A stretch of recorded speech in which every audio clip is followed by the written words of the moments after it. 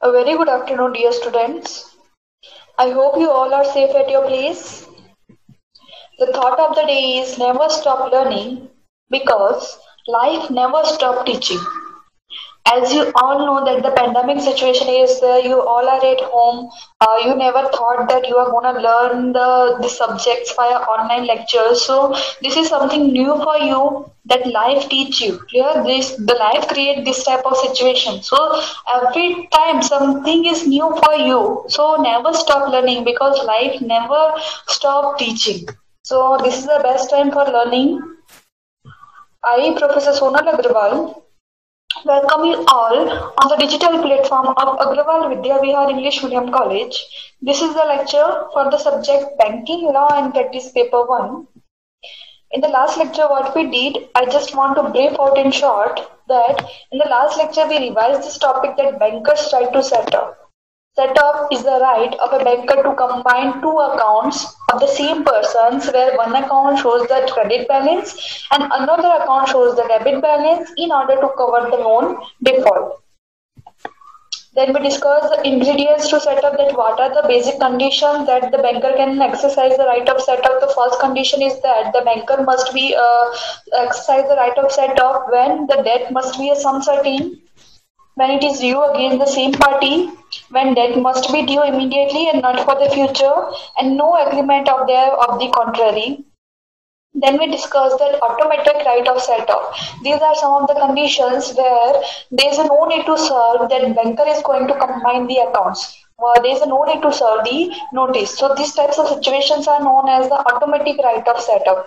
Here we discuss that on the death or mental incapacity of the insolvency of the customer, on the insolvency and the liquidation of the firm, on the receipt of the garnishee order, on receiving of notice of assignment of customer's credit balance, and last we discuss about on receiving the notice of a second mortgage over the security charged to the banker.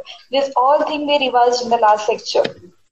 In today's lecture, we are going to start with the topic that is the banker's right to charge the interest and commissions. Clear? We all know that the banker is going to charge the interest over the amount which is due against the banker. Clear? Or you can say the banker is going to charge the interest on the loan amount granted by the banker to the customer. Clear? As you all know that we as a customer, we are depositing our money with the banker with lots of trust, and it is the duty of the banker to maintain this trust, and the banker is going to pay us the interest.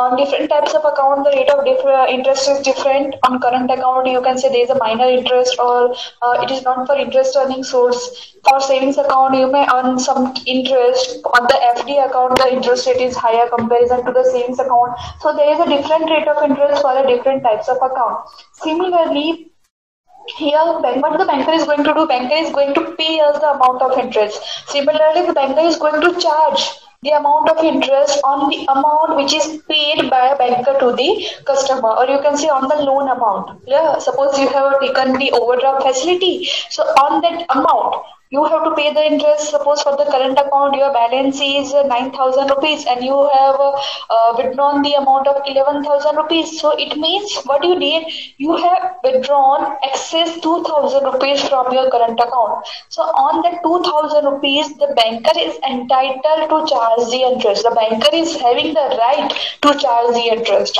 Here, second example, suppose you have taken a loan from the banker, and of course on that loan amount is the principal amount. On that principal amount, banker is going to charge you the interest. That interest rate is predetermined at the time of taking the loan. Here it may vary according to the market fluctuations or according to the forces of the market.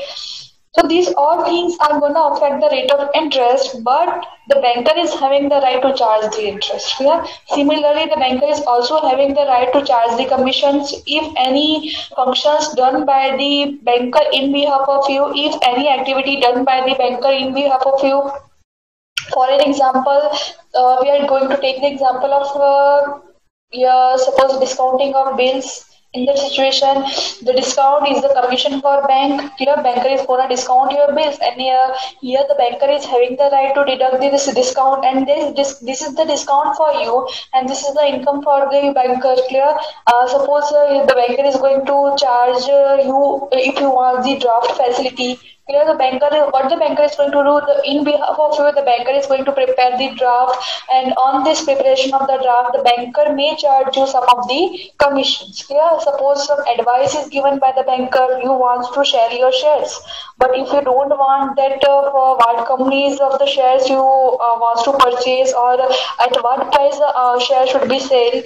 So if this types of advice is given by the banker to you, of course the banker is having the right to charge the interest. So this in this topic, what we are going to learn, that we are going to learn that the banker is having the right to charge the interest and commissions. Clear?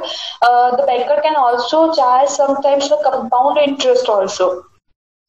So these all things we are going to learn here, that as a creditor, a banker has an implied right to charge the interest. What do you mean by implied right? Means implied right means it is understood. Clear? There is a no written agreement between the banker and customer that the banker is going to charge you the interest. But it is an implied right, whether it is written or not. It may be written or it may not be written. But it is implied one, it is understood one, that if you have taken a loan and any amount is due to the banker, then of course the banker is going to charge you the interest. So this is an implied right. Clear? There is a no need of explanation, there is a no need of written notice. Clear? As a creditor, the banker has the implied right to charge the interest on the loan amount granted to the customer. Clear? Whatever loan granted by the banker to you, on that amount the banker is having the implied right to charge the interest. As I said that the rate of interest may vary from time to time due to the market forces, but the right cannot be changed. In all the situation, the banker is having the right to charge the interest.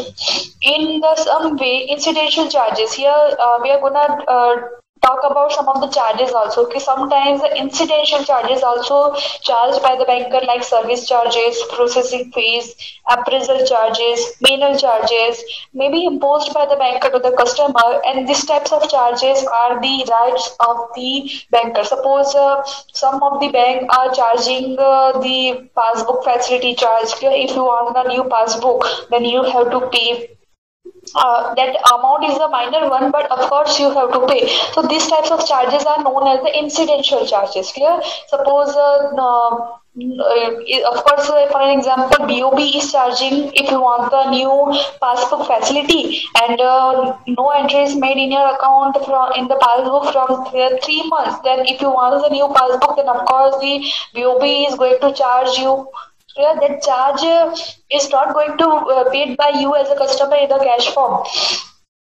That charge and interest is going to be deducted, is going to be debited in your account directly. Clear? No need to pay the charges and interest in the form of cash. Clear? That charges will be debited in your account, and it is treated as a loan due. Clear? Suppose the loan taken by you is 1 lakh rupees.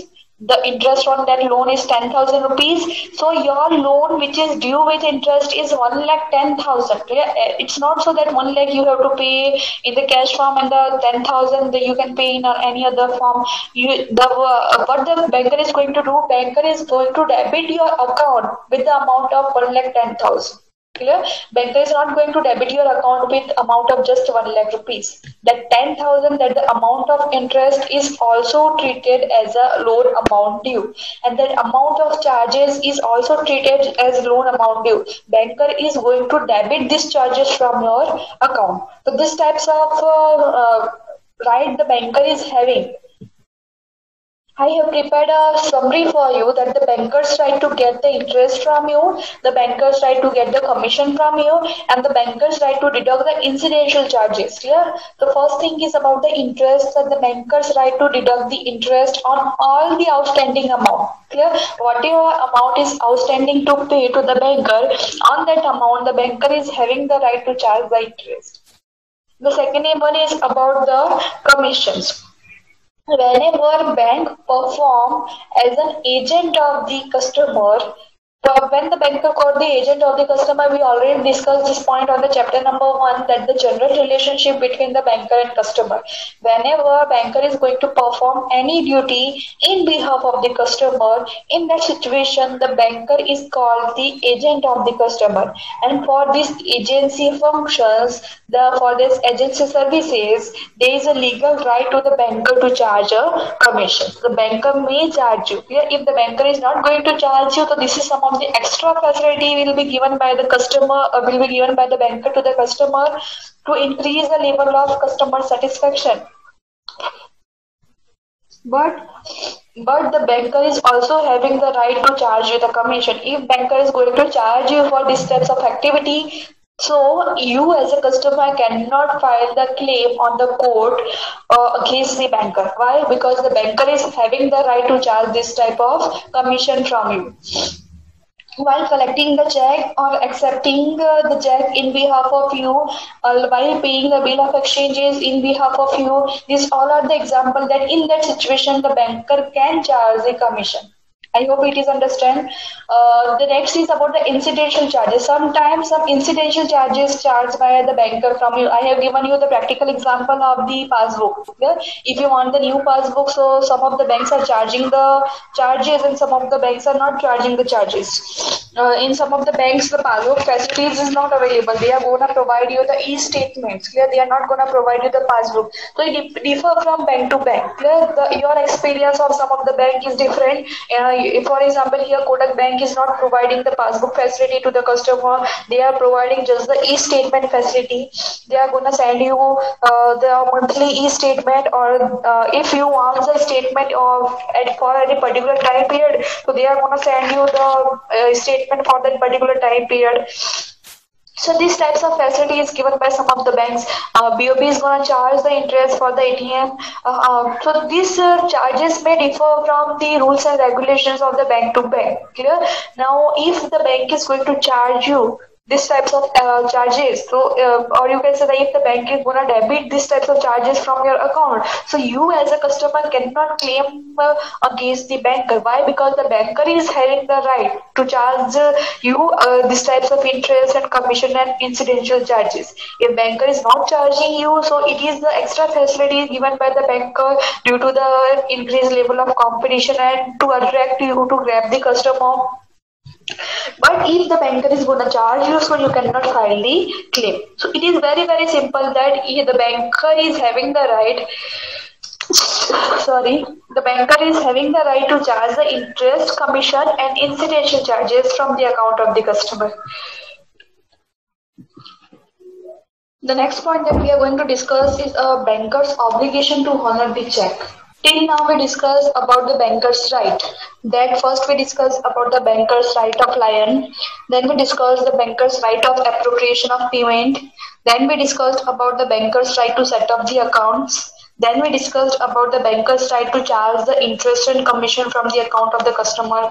So these all the rights we are discussed about the bankers. Clear that the banker is having this all the rights. So with the rights, the banker is also having some of the obligations towards the customer. So now we are going to discuss about some of the obligations. So the first obligation is about banker's obligation to honor the check. Here, it is the duty of the banker to honor the check which is presented by the customer. The banker is under the legal obligation, or you can say under the statutory obligation to honor the check which the drawn by the customer. But the banker is under this obligation if some of the conditions are fulfilled, then only. Otherwise, not. So if these four conditions are fulfilled that you can see on the screen, then the banker is under the obligation, under the legal obligation to honor the check. If any of the condition is not fulfilled, then the banker is not under the legal obligation to honor the check. So what are the conditions? So first condition is that the check must be drawn in a proper form. So what do you mean by proper form? So in India, as you know, that the check is applicable only and only in a printed form which is given by bank to you, the customer. So the check must be in that printed form. All the details must be filled rightly according to the terms and condition to fill the check. Clear? The signature must be made. All the details must be filled properly. So these all are the basic condition to write the check, to draw the check. So these all condition must be fulfilled. That date must be returned. Signature must be similar to the specimen signature. Amount in the digit and amount in words must be same. Crossing must be proper one. Clear? So these all the things must be for this all things mean this all the condition must be fulfilled. Then only you can say that you have drawn a check in a proper form. So first condition that it should be drawn in a proper form. If any of this condition is not fulfilled, then banker is not in the obligation to pass your check or to honor your check. Suppose the specimen signature with the signature on check is not similar, so the banker cannot pass your check. Suppose you forgot to write the date on the check, so the banker is not in the obligation to honor the check. So these all are the basic condition to write the check, and this basic condition must be fulfilled. So you can say that you have drawn the check in a proper form. The first condition is that the check must be drawn in a proper form. The second condition is that there must be a sufficient balance in the account of the customer from which the check is going to be deducted. Clear? The amount on which they are drawn is in credit to an amount sufficient to pay them, or the arrangement must be made to that the overdraft facility arrangement must be there in the account of the customer. Suppose you have written a check from your current account, so of course in the current account overdraft facility is available, so the check must be drawn under the limit of the overdraft facility. Check should not be drawn over the limit of the overdraft facility. If you have drawn any check over the limit of the overdraft facility, then banker is not in the obligation to honor your check. The check must be returned under the limit of the overdraft facility if no sufficient balance is there in the account.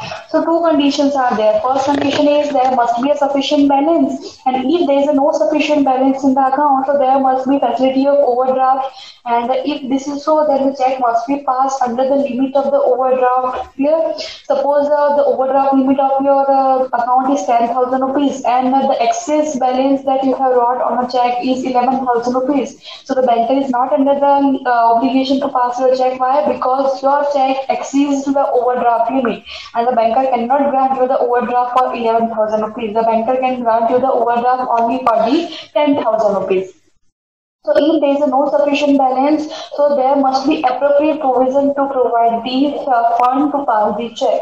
If there is no appropriation arrangement, then the banker is not in the obligation to honor your check, or you can say to pass your check. The next is there should be no legal cause. Here legal cause means we are talking especially about the garnishee order. Here there should not be any garnishee order on the account of the customer. Why? Because garnishee order is the order of court passed on the account of the customer. So if there is a balance available in the account of the customer, even though the customer is not free to use that balance. Suppose the savings account is having the balance of 10,000 rupees, but if the garnishee order is served on that account because of any reason, so the banker is the customer is not free to use the 10,000 rupees. Yeah, why? Because the claim is filed in the court against the balance of the customer. So till the case is not done, then till that time the customer cannot use the balance of account. So there should not be this type of any legal cause. So only then the banker can pass your check. The fourth is it should be presented during the banking hours. Here, if you want to present the check with after the banking hours or before the banking hours, so the banker is not in the obligation to pass your check. It is compulsory that you have to present the check between the during the banking hours and at appropriate place also. Clear? Appropriate place means it should be the bank or the bank branch. You cannot present the check at any place. Here you cannot present the check at any other than the bank or bank branch. Here you have to present the check in the premises of bank only here or at the counter only. Otherwise, the banker is not in the obligation to honor the check. Suppose during the banking hours you cannot visit the home of the banker to pass the check. Here, even if the banker is your friend, then also the banker is not in the obligation to pass your check. Why? Because you have not presented the check at the bank or at the bank branch. So it must be presented during the banking hours, or it must be presented at appropriate place. Then only the banker is in the obligation to pass your check. So which are the conditions that must be fulfilled? So the first condition is it must be drawn in a proper form. So here we are talking about check. So there are certain conditions to write the check. Clear that all the conditions must be fulfilled clearly. Date must be clearly written. Clear. The amount must be similar to the amount which is written in the digit and in the word. Both the amounts should be similar. The name of the payee must be certain, and the signature must be similar with the specimen signature. The crossing must be certain, and it should be understood by the banker. The endorsement must be in the order. Clear? So these all things that we have discussed in the first year about the meaning of endorsement, about the meaning of crossing. So these all are the basic rules to write the check.